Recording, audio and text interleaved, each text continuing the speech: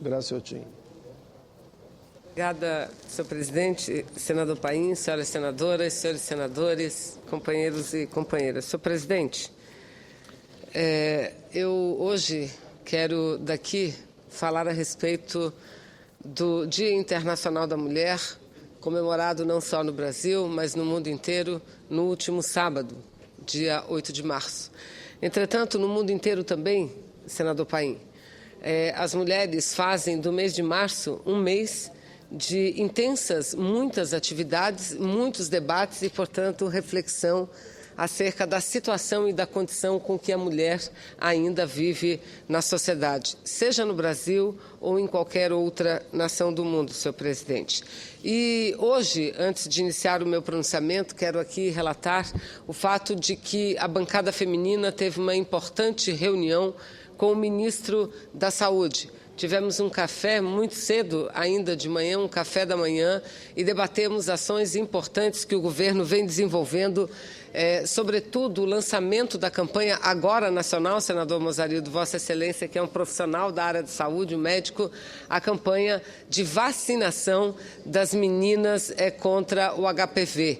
E o ministro nos dizia que durante o lançamento oficial no Rio de Janeiro, na última segunda-feira, salvo engano, o lançamento da campanha feito pela presidenta Dilma, ele destacou, senadora Lídice, o papel que teve a bancada feminina do Congresso Nacional, do Senado, da Câmara, no estabelecimento dessa política. E eu digo com muita alegria que fui a primeira parlamentar deste Congresso, era deputada federal ainda, a apresentar um projeto de lei que previa o estabelecimento obrigatório no sistema público de saúde da vacina que protegessem as mulheres brasileiras contra o papilomavírus humano, que é o causador do câncer de colo de útero, e não só, mas principalmente, e que infelizmente tantas vidas são ceifadas por conta de mulheres adquirirem essa doença. Sem dúvida nenhuma, um passo e um avanço importante.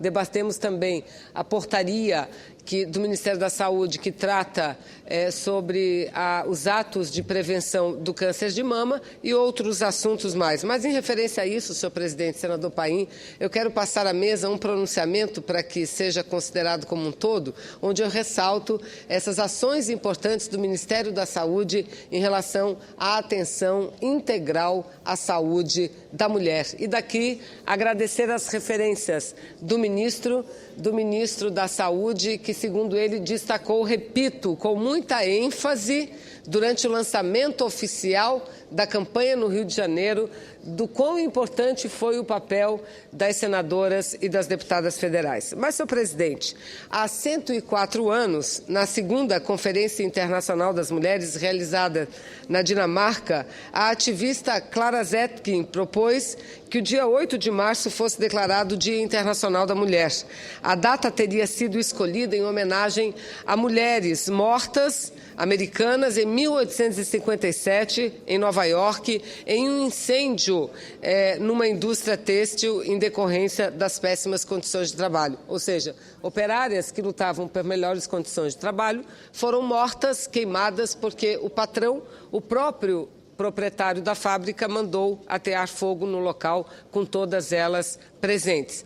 Mas, como tudo sempre tem de ser conquistado a duras penas nas lutas das mulheres por tratamento digno e cidadão, somente 65 anos depois, em 1975, foi que a Organização das Nações Unidas escolheu a data em seu calendário oficial, ou seja, estabeleceu o 8 de março como Dia Internacional da Mulher.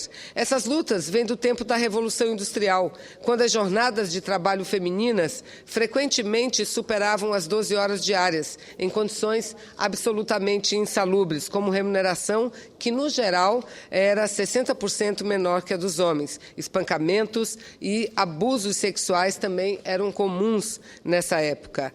As barbaridades praticadas contra as mulheres eram tantas que rapidamente surgiram movimentos de toda sorte contra elas. Eram liderados vivenciados, em geral, pelas próprias operárias, vítimas do tratamento discriminatório e abusivo nas fábricas, onde predominavam como força de trabalho justamente por causa dos salários menores que recebiam. Isso se deu principalmente nos Estados Unidos e também na Inglaterra, países em que a Revolução Industrial chegou com maior força. Mas o movimento se espalhou também por outros países na Europa. Na Rússia, por exemplo, a comemoração do Dia Internacional da Mulher, em 1917, foi o estopim da Revolução. A luta das operárias contra a fome e pelo fim da participação do país na Primeira Guerra Mundial precipitou um dos principais acontecimentos do século XX. No Brasil, a exemplo do que já havia ocorrido em outros países, lutou-se também pela cidadania da mulher, que tinha como símbolo maior o direito ao voto. Esse direito foi pela primeira vez nacionalmente estabelecido entre nós em 1932, quando Getúlio Vargas aprovou o novo Código Eleitoral, que também criou a Justiça Eleitoral no Brasil. A aprovação do Código de 1932, no entanto, deu-se por meio de um decreto de Vargas, durante o seu governo provisório. Somente 2 anos depois, em 1934, quando da inauguração de um novo Estado democrático de direito, os direitos políticos conferidos às mulheres foram incluídos na Constituição. Houve retrocesso, entretanto. A nova Constituição restringiu a votação feminina às mulheres que exerciam função pública remunerada. Isso foi corrigido somente na Constituição de 1946 e o seu artigo 131 proclamou de maneira definitiva e genérica: são eleitores brasileiros maiores de 18 anos de idade que se alistarem na forma da lei. A luta hoje é outra, senhor presidente. Trata-se da necessidade de se ampliar a participação da mulher na política. Foi graças a essa participação que o chamado lobby do batom conseguiu incluir 122 emendas na Constituição de 88, direitos como licença maternidade, políticas contra a discriminação no mercado de trabalho, tratamento igual entre homens e mulheres começaram a valer a partir da nova Carta. Em 1996, foi estabelecido o sistema de cotas na legislação eleitoral do Brasil.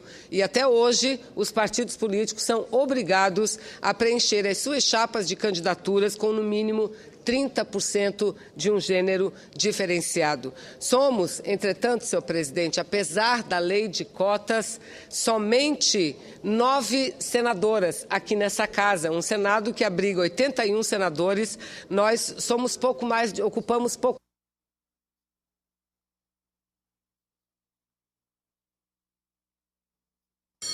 pouco mais de, se Vossa Excelência, eu acho que uns 2 minutinhos eu concluo, se Vossa Excelência tiver a benevolência comigo, senhor presidente. Ocupamos pouco mais de 11% das cadeiras. Já na Câmara dos Deputados, aqui ao lado, as parlamentares federais, deputadas, que somam 45, não ocupam sequer 10% do total das cadeiras. É preciso, senhor presidente, portanto, aumentar essa participação.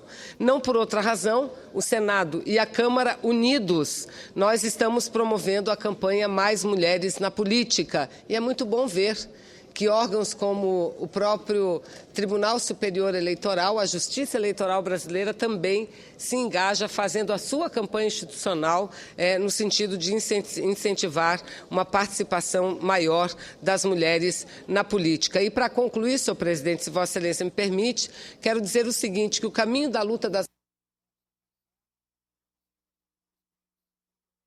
sido muito árduo. Em 1857, nós lutávamos por salários iguais, nós lutávamos por jornadas de trabalho menor. Hoje, a nossa luta é exatamente a mesma. Entretanto, nós temos experimentado avanços significativos graças a isso. A nossa luta e a compreensão que a sociedade vem tendo, senador Luiz Henrique, que como nós somos divididos quase que meio a meio, metade de homens e metade de mulheres, para que essa casa, para que o parlamento brasileiro seja verdadeiramente democrático, tem cada vez que ter mais um número mais significativo de mulheres. Graças a Deus, metade homem, metade mulher, senão nós não seríamos muito felizes. Exato. Exatamente. É exatamente na busca dessa felicidade que nós temos certeza e convicção absoluta que avançaremos na nossa luta por uma maior presença das mulheres na política brasileira. Senadora Lídice. Senadora Vanessa. Eu lamento, mas Vossa Excelência usa da tribuna comunicação inadiável e não é permitido à parte. Eu recomendo e sugiro que oportunamente Vossas Excelências possam fazer o debate e quero recomendar que Vossa Excelência possa concluir a sua manifestação.